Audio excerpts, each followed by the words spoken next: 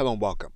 One of the things you can do to make your presentation accessible to individuals that may not be able to read or watch traditionally is to use the accessibility tools inside of Microsoft PowerPoint. And to do that, you're going to go to your Review tab. Once you get to the Review tab, you're going to click on Check Accessibility. You're then going to click on Check Accessibility.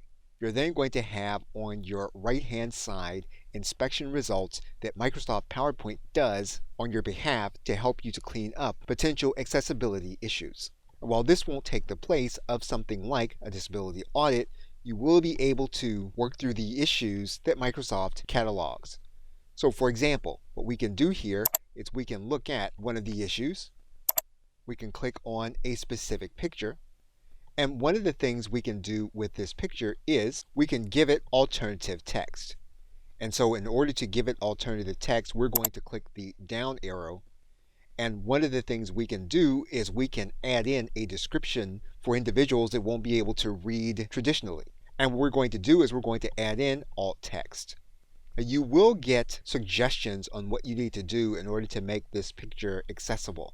What you'll need to consider is that an individual will be listening to an automated reading and the alt text will be read to the individual that will not be able to see it.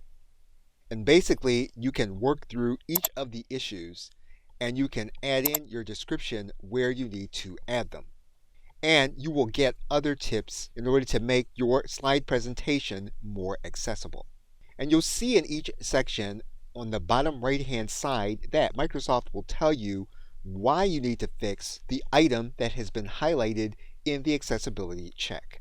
And you'll actually see that there is an entire menu tab dedicated to accessibility where you can make specific changes. And in order to get more help with accessibility practices, you can click this area and you'll be able to get help with accessibility. Okay, so with that, thanks, and I will see you in another video.